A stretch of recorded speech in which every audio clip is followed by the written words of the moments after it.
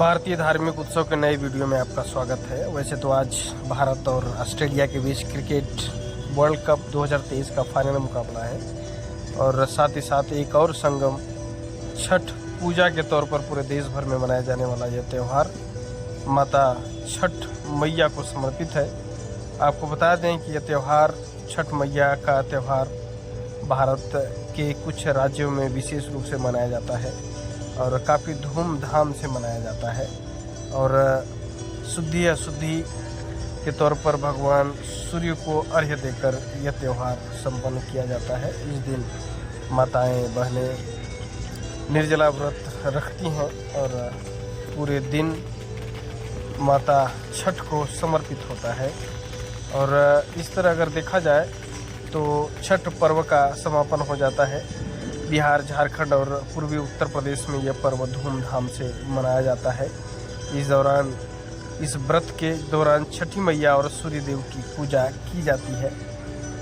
बिहार का सबसे प्रसिद्ध और मौलिक त्योहारों की अगर बात करेंगे तो छठ पूजा है, जो दिवाली के 6 दिन बाद मनाया जाता है। त्यौहार को भक्ति, उपवास और मिठाइयों, फलों के वितरण द्वारा चिन्हित किया गया है।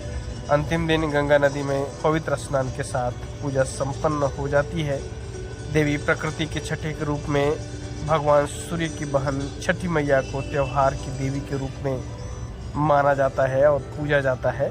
यह दीपावली के 6 दिन बाद त्यौहार आता है और बड़े धूमधाम से भारत के कुछ विशेष राज्यों से होकर अब देश के कोने कोने में इस त्यौहार को बड़े श्रद्धा के साथ छठ मैया को समर्पित यह त्यौहार मनाया जाता है। छठ पूजा का यह व्रत संतान की दीर्घायु और खुशहाल जीवन के लिए किया जाता है। इस दौरान महिलाएं निर्जला उपवास रखती हैं।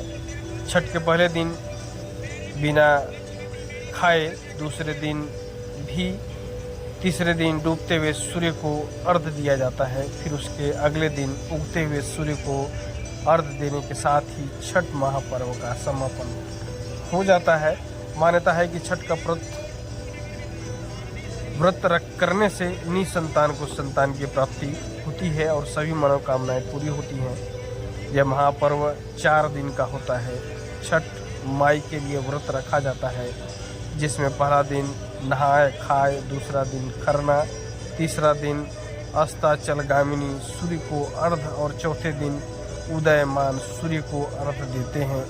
इस तरह माता छठ का स्वागत और अभिनंदन किया जाता है और बड़ी श्रद्धा से मनाया जाता है। कहा जाता है कि छठ पूजा के इतिहास के तौर पर अगर आप की इच्छा होगी, जिज्ञासा होगी, तो द्रौपदी ने अपने पति के अच्छे स्वास्थ्य और बेहतर जीवन के लिए छठ का व्रत रखा था। जब पांडव सारा राजपाट जुए में हार गए, तब द्रौपदी ने छठ व्रत रखा था। इस व्रत से उनकी मनोकामना पूरी हुई थी और पांडवों को सब कुछ वापस मिल गया। इस व्रत में द्रौपदी ने सूर्य पूजा और छठी मैया की आराधना की थी। अब माता छठ कहा जाता है कि कार्तिक मास में सूर्य देव को अर्घ्य देने से बहुत लाभ मिलता है। छठ की पूजा भी इसी दौरान होती है। छठ की पूजा 4 दिवसीय होती है। कहा जाता है कि इस दौरान सूर्य देव की उपासना करने से मान सम्मान और तरक्की मिलती है।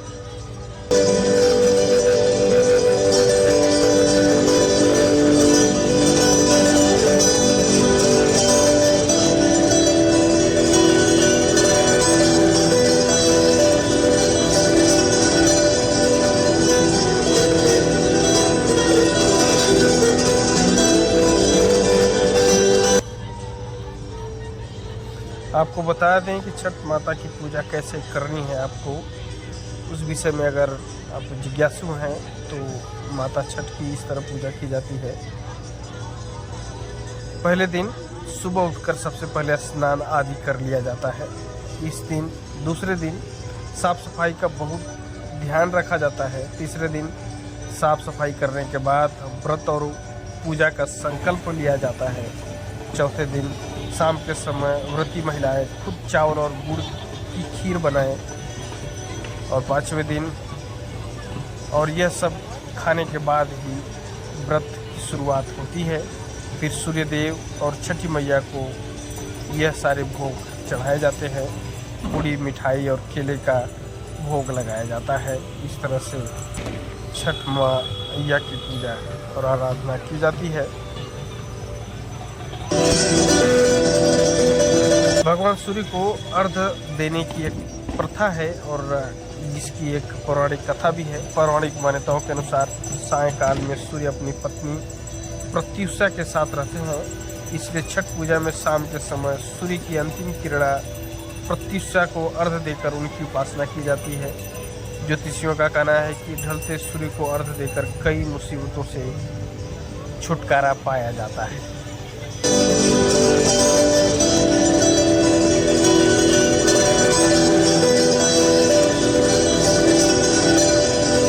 छठ पूजा की शुरुआत कहाँ, कब और कैसे हुई थी? ऐतिहासिक रूप से मुंगेर सीता मनपत्थर सीताचरण मंदिर के लिए जाना जाता है, जो मुंगेर में गंगा के बीच एक शिलाखंड पर स्थित है।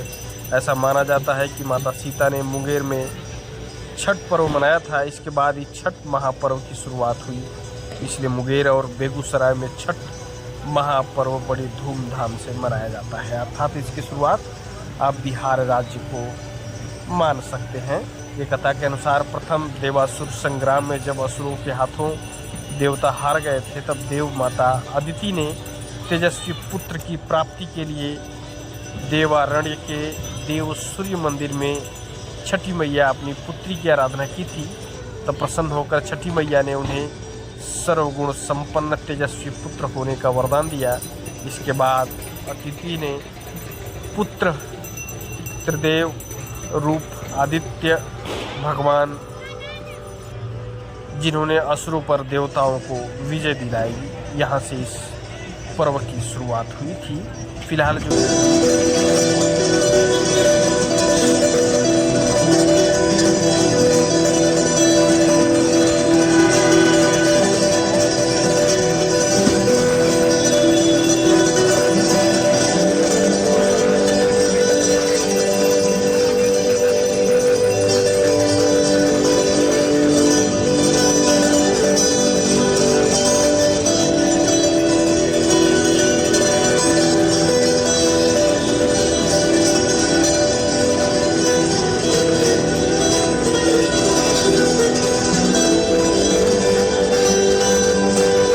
आप देख रहे हैं, यह नासिक महाराष्ट्र का पंचवटी का है, जो गोदावरी नदी के तट पर बसा हुआ एक सुंदर, स्वच्छ और देवताओं की जन्मभूमि के लिए पूरे विश्व भर में माना जाता है। जहाँ पर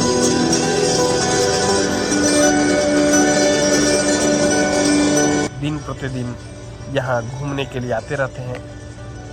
फिलहाल इस वीडियो में इतना ही। वीडियो अच्छा लगा तो प्लीज़ लाइक, शेयर और सब्सक्राइब जरूर कीजिएगा। मिलते हैं एक नई यात्रा पर एक नए वीडियो के साथ। धन्यवाद।